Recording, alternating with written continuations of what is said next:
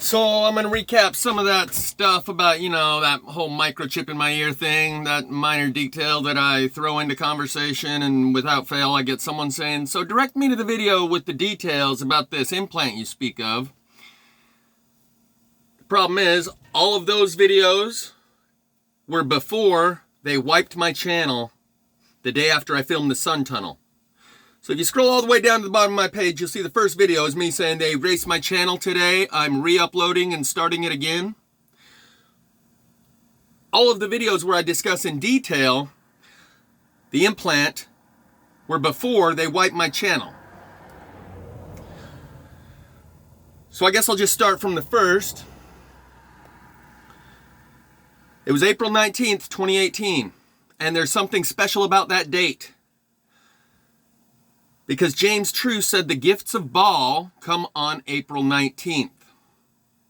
And I'm living proof of that on 2 separate occasions. And he said that after April of 2020. So we're coming up on April 2021, and I'm curious to see what might come of it. But exactly 1 year to the date after I discovered my implant on April 19th, exactly 1 year to the date, and I didn't mean to do it, and I didn't even recognize that that was the case until later on when James True says, the gifts of Baal come on April 19th. And it occurred to me, I was like, wow!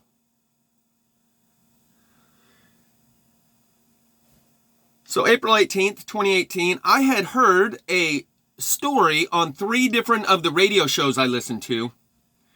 And they're all tinfoil hatty stuff, but they try not to overlap their coverage of the same stories too much because they know that they all run and their audience runs in the same circles and they don't want to be covering the same stuff that this other guy covered. But all 3 of them, I think it was like Clyde Lewis, Ground Zero, and maybe InfoWars or something like that. Maybe I was still listening to InfoWars. They had mentioned that the Syrian ambassador to the United Nations went out on the floor of the UN and scolded all of the countries for allowing this to continue. That genetically modified armed Syrian moderate opposition forces by definition, because that's what we were calling them. They were the moderate rebels. No, we're not funding, training, and arming terrorists to overthrow this country because Assad's a dictator. No, these aren't the terrorists. These are the moderate rebels that were in there funding, arming, and training.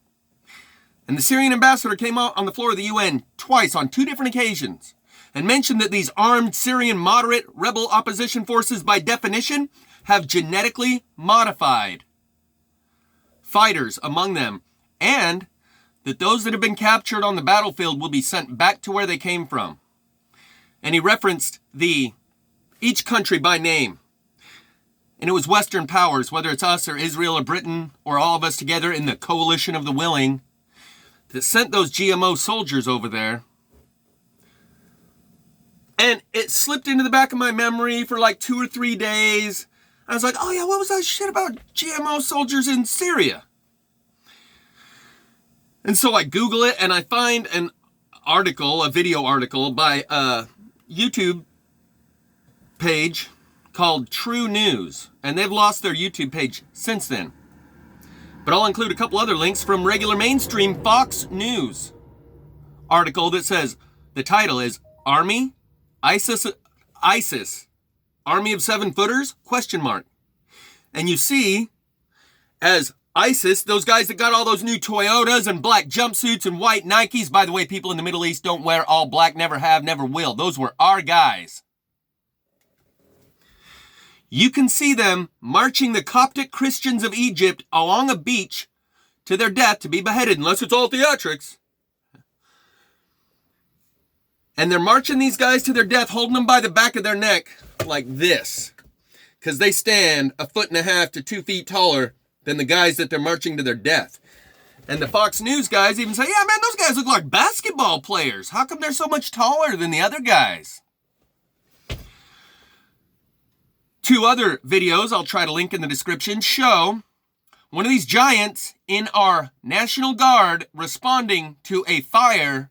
I forget what state or what city, but I'll include it in the description. If it's still available, this is the kind of stuff you got to get in real time or it becomes unavailable real quick. And it's almost like they set this fire in order to get the National Guard to respond to a fire at an auto zone. Hello? We've seen lots of fires at auto zones recently. Never the National Guard responding to a fire in a neighborhood. Huh? Posse Comitatus prohibits that. But in this video, you can see a bunch of the soldiers, and they're all lined up along a curb line. So you can see it's not depth perception that makes the one guy look so much bigger than the others. They're all standing along a curb. And you can see how far back they are from that curb. And one guy is way taller than the others. There's one other video that's a little harder to be able to discern because of that depth perception issue I just spoke of, where one of these soldiers walking in uniform seems to stand a foot taller than the Humvee. But the Humvee's back behind him, and depth perception may be an issue. But what gave it away to me is the orange vest, the safety vest that they wear, is a standard size. There might be small, medium, and large. But on the other guys, you can see other soldiers in the same view, and their vest comes to their waist. This soldier's vest comes to here, the midriff of his belly. And if that's the same size orange vest on all of them, then this soldier is a lot bigger than the others, which means they're embedded in our military already and our National Guard. And when I see this, I'm blown away. I'm like, oh my God, we really did it. And I go show my parents this. This was around 6 p.m. that we had sent GMO soldiers over to Syria, and here's some video of what they look like.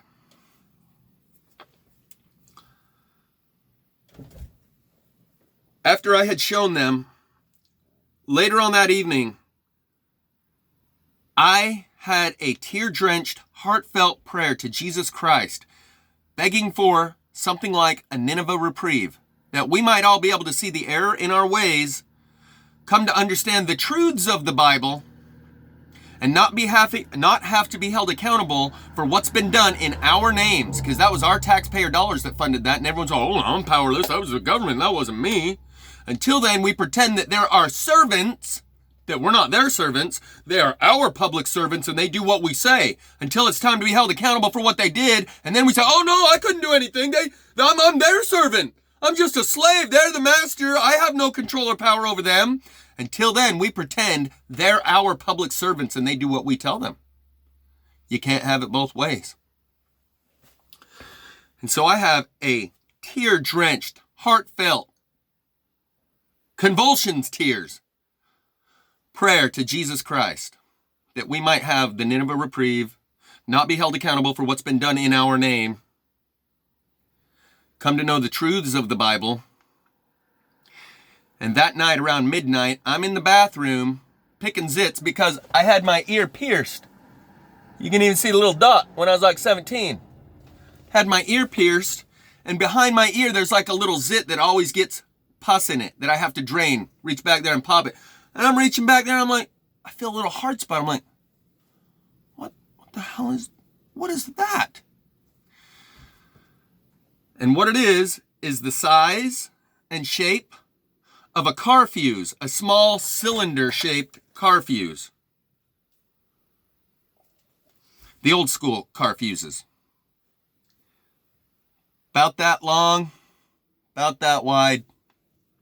Since then, a video I will include in the link in the description, there is a movie out there, Sid 6.7 or something like that, where Denzel Washington has one of these inserted right there. Same size, same shape, same location. Another link I'll include in the description, a video that I have made since after the channel got wiped out, is the x-ray that I went and had of this thing. And in that video I say, yeah, Fleur Brun, she says that's the reptilian hologram projector. Fleur Brun in one of her videos says that these reptilians have a hologram projector, a cylinder embedded behind their ear. I don't know if I included that link in the description of that video. I think it's just buried under Fleur Brun's stuff, and she's a time thief anyway. But in that video where I'm showing you the x-ray, I'm like, yeah, that's my reptilian hologram projector. You know, like Fleur Brun says, that little cylinder they have embedded behind their ear. Those two will be in the description. So back to the beginning. I watched those videos of the ISIS army of 7-footers, show my parents, that night have a tear-drenched prayer to Jesus Christ, and around midnight, discovered my implant. The very next day, go show my parents, hey, you want to see my implant? You want to feel my implant? And we're going to talk about how my brother-in-law Justin and my stepdad Doug, oh no, I believe you. I believe you. I don't need to feel it, man. I don't need to. I believe you. That's their way of keeping their worldview intact. That way they can maintain some sort of denial, say they believe me, and then when I walk out of the room go, man, he's got some mental issues, doesn't he?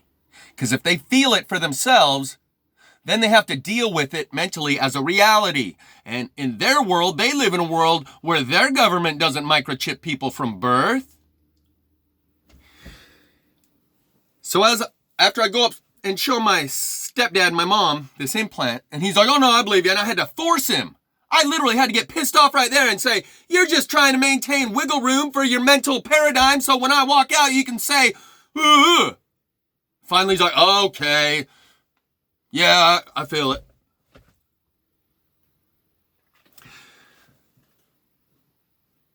And so I'm talking to my mom and my stepdad and saying, oh, maybe the next step is this and something else. And they were like, yeah, let me know when you get that x-ray done. I said, no, the next step is going over to Melanie's house to see if she's got one too. My sister, who was also born on the same Air Force base in Yokota, Japan. A day or two later, my stepdad's got a beer or two in him, which is rare, but that's what gave him enough courage, the liquid courage, to go with me over to my sister's house and feel behind her ear, and sure enough, there's a hard spot behind her ear where I was like, right there. And as I click my finger across it, I'm like, right there, right there, right there. She's like, yeah, I can feel it when you bear down on it. Hers is a little deeper, so you can't feel the shape as well. Mine's right on the surface, so much so that when I fold my ear over, people that are standing right here looking at it say, yeah, I can see it sticking out right there. Mine's right on the surface.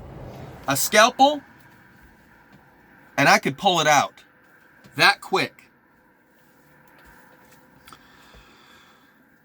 So that was like 2 days after I found it. I went and found the one on my sister.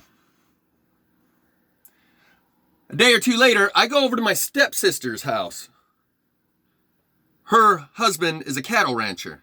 And I'm asking, before I even tell them anything about what I found here, I'm like, do you guys have like a RFID reader, that you tag the cows with? You put a chip on their ear, and when they go through the stall into the feeding bin, it registers which cow went in, how much grain they ate, it weighs the food. As they go out, it knows how much that cow eats. You got any of those, RFID readers? It's like, no, my buddy's got like GPS type stuff that tracks the cows when you let them go free range so you can go find them again, but not like what you're talking about. I was like, oh, okay. And I left without even mentioning what it is I found. Less than a week into this, I realized this story's it's all turning into a blur. So I write down, on this date, found the implant. On this date, found my sisters, went and talked to her. On this date, went over to my stepsisters, asked if they had an RFID. Because within the first week, I recognized I need to start cataloging this and making a diary. That was April 19th, 2018. On April 19th, 2019, again, another 19, kind of weird. I had told my friend Spencer the day before, after, it's like the spirit had cranked it up to 11. There's a lot of details in between that I'm not telling you, just for the sake of expediency to get this part of the story out there. 1 year later, the spirit was cranked up to 11. And I told my friend Spencer the day before, you got 24 hours. The next day, I'm seeing the dragons in the sky in the video that I filmed titled Plasma Powered Thunderbird Source Video. So now let me back up a little bit and tell you that about 3 weeks after I found, this is a year later, that next April 19th, but about 3 weeks after the first April 19th, when I found my implant, I went over to my ex-girlfriend's house. Amber's her name. And I had showed and told her for about 3 hours, because it had only been about 3 weeks since I found it, maybe even only a week or two. So I didn't have much detail to add because it had only been a week or two since I'd found it. And I show and tell and let her feel. And there is you can see my finger clicking across the ridge of your ear. It curves in and then comes back right here. That ridge. Actually, it's that ridge right there. Right there. There's a ridge that creates a cavity behind your ear. And after I'd showed her and told her everything I had to say about it for about 3 hours. Oh, and by the way, she's my ex-girlfriend. I didn't know if she had another boyfriend or anything, but we've been on and off over the course of about 20 years. So I figured she'd be interested in hearing this. So after I'd gone over to her apartment, did a show and tell for about 3 hours, had about all that I could say about it, said, I reach out to show her where this cavity is behind your ear, and right as I reach out to go show her, oh, I got something there too.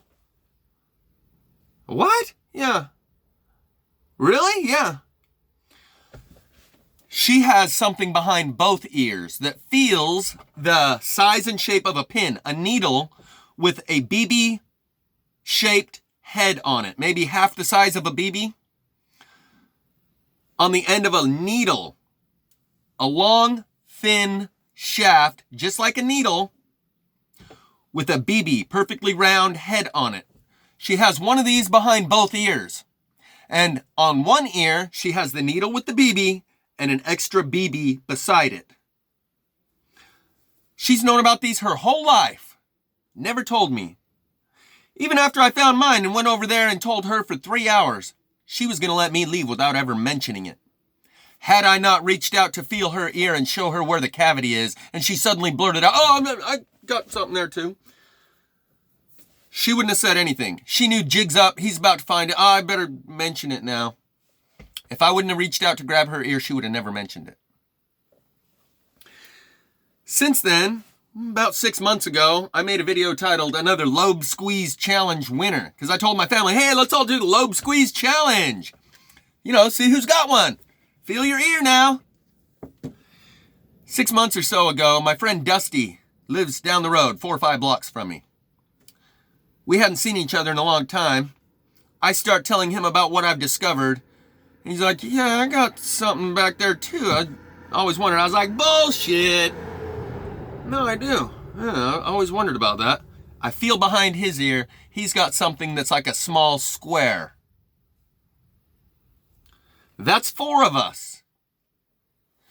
One of us has it behind both ears. This probably isn't an uncommon thing, considering the fact that I've found 4 people. If it was just me and my sister, the fact that we were both born on the same air base and part of the same program explains it. The fact that I've found 2 others means this isn't uncommon. So, that was from the first April 19th when I found it. 3 weeks later, I show my ex-girlfriend and discover she's got one behind both ears, but a different shape. 1 year from the discovery, April 19th, 2019,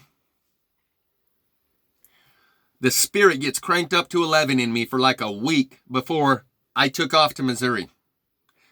And there's a newspaper that I picked up along the way that shows the Mormon temple is closing for a 3-year renovation, maybe a 4-year renovation. And it shows the Joker on the cover with bombs inside his jacket. And if you can read symbolism, you can see they're communicating messages that you and I can't read. But you don't close down the temple for a 4-year renovation if you're just doing renovations. And in that, they were going to move all the people that would go to this temple normally to all these other temples. So at all these other temples, they also engage in renovation to expand it and allow for the capacity we're going to need for these new people that are going to come who would have normally gone to the Salt Lake temple. So that was 1 year to the date. I get the spirit cranked up to 11.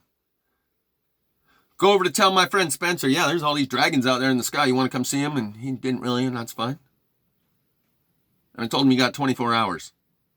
I didn't know I was leaving the next day. I left the next day. Before I left, I was going to go give my ex-girlfriend Amber, one last chance to be a part of this. On my way over to her house, I'm filming the video that I titled Plasma Powered Thunderbird Source Video. When I get over to her house, I'm showing her, you see all these dragons? Look, you can walk right outside. Here, this is a video I filmed on the way over here just now.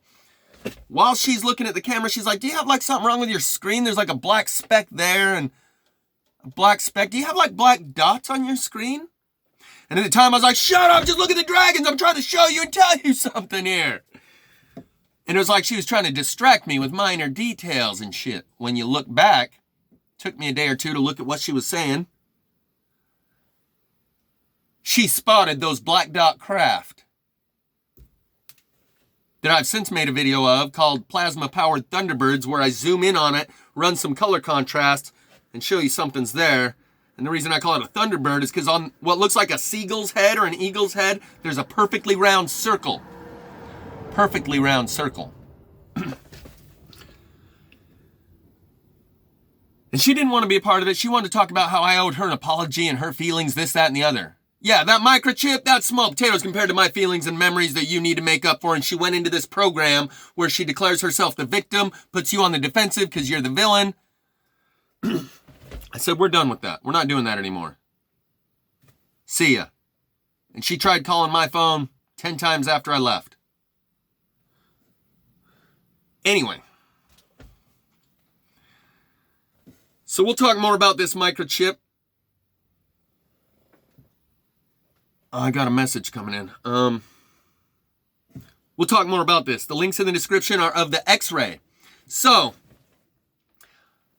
my stepsister, whose house I went over to, asking her if her husband had a RFID reader, because I was pretty sure that's what this is, and I want to put a frequency up to it, see if it gets a ping back and writes out a serial number for us, kind of thing.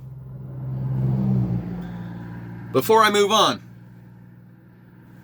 my mom says, and this is before I even told her, when I first told them about my chip, I didn't just burst in and tell them about my chip.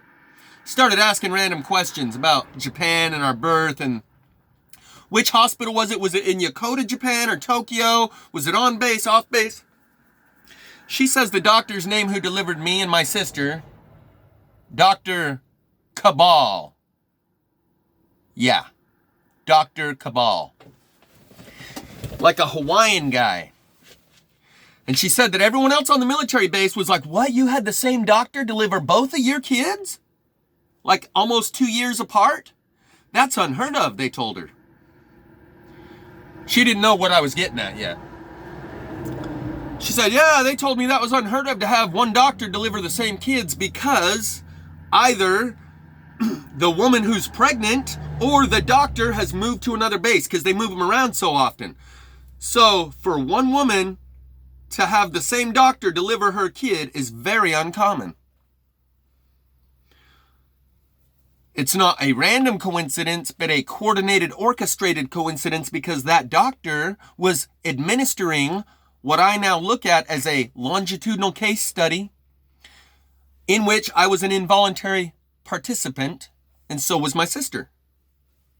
So there's a reason you have the same doctor. Even if he's off base, we need to get him back here so he can deliver this kid, so he can file the paperwork, insert the hardware, etc.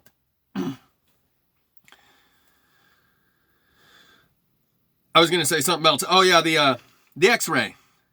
My same stepsister that I went over to see if she's got a RFID reader I could use worked at a hospital or a doctor's office right down the road from my house and scheduled for me to get an X-ray. It wasn't like a down low and he's got this thing he needs to keep quiet. It was just I need an X-ray. They have me put a BB, I don't know if it was steel or copper or what, but a BB on my ear so that in the X-ray you can see approximately where we're looking at.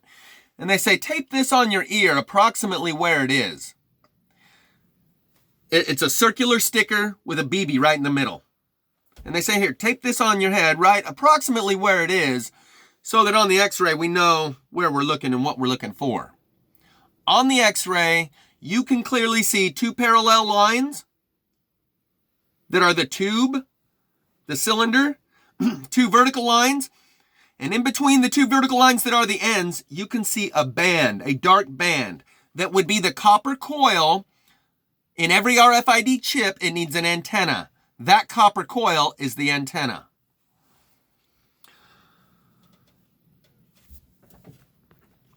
And the overlap with the plasma fire, the microchip, and the Mandela effect is people's reaction, their behavior. And we're going to segue here in just a second onto the guy that ran up to me trying to, on the plasma power, on the telephone poles, trying to give me every excuse under the sun. It's the heat, it's the creosote, it draws it out this way. By the end, we'd gone round and round, and he concedes that he knows it has something to do with magnetism, that it's a bunch of electricity, and told me where I can go find more of these power poles, and that he installed the new power generation facility in Provo Canyon. But before he got there, he started trying to cover up with every BS non-story he could. Just before that, I wish I would have kept the camera on him. While I'm filming a telephone pole, I push pause, because I look beside me, and I see two people standing in the yard, and I'm filming and I push pause. I'm not sure if I saw them before or after. I wish I would have saw them before I pushed pause and just turned the camera at them and say, oh. But I didn't. I think I pushed pause and then looked at them. And they're both standing in the front yard doing this. A 45-year-old woman and her 20-year-old son, approximately. Both standing a couple feet apart from each other.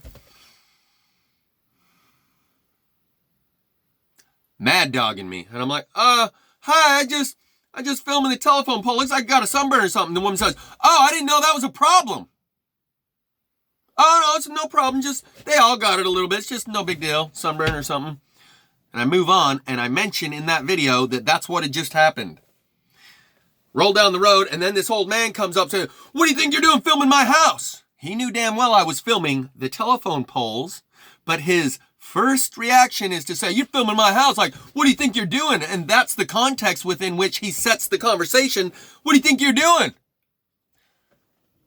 Filming my house? You know I'm not filming your house. You know what I'm filming here.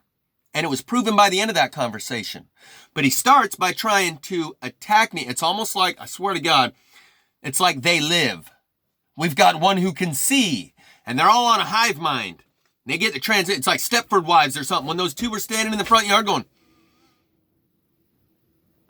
and I'm just filming. Oh, I didn't know that was a problem. I didn't know that was a problem proves this is not news to her. She's familiar with it. She didn't go, oh, what do you mean? Sunburn on the pole. What are you talking about? She says, oh, I didn't know that was a problem.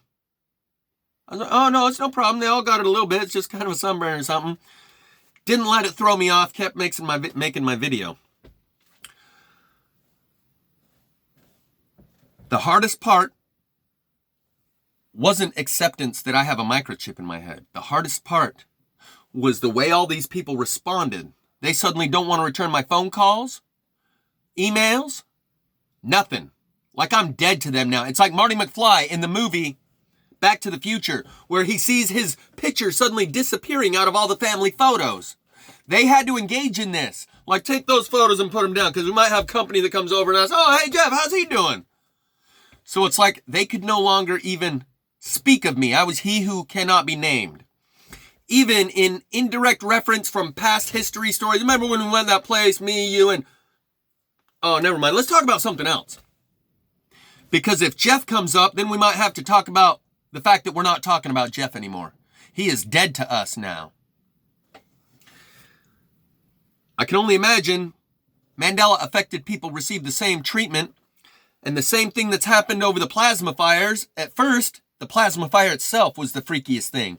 Now, 2.5 years later, the fact that these people all choose not to notice is by far a greater phenomenon to me than the plasma fires themselves. Same thing with the implant. The way people reacted was much harder to process and accept than the implant itself. And I suspect the same is true with Mandela affected. their friends and family abandon, alienate, and even attack them. Like the old man that ran up to me trying to run his game, say it was Creosote, and like the two that were standing in their front yard mad dogging me. To keep their worldview intact, they will attack. Just like in the Ash experiments, one person starts to think for themselves and sing a different tune than everyone else, and suddenly others start doing it too. So in order to keep others from doing it too, they know they need to keep this one that's thinking for himself. We got one who can see, and we need to get him out of here before others can see what he's looking at.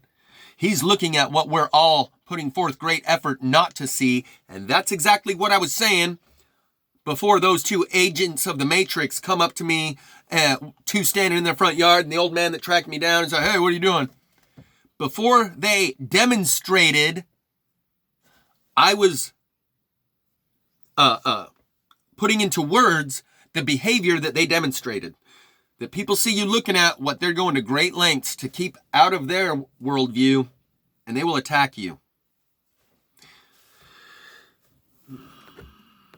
So the way that I know for fact that my mom and dad know about this implant is because they have still yet to confirm or deny anything about it.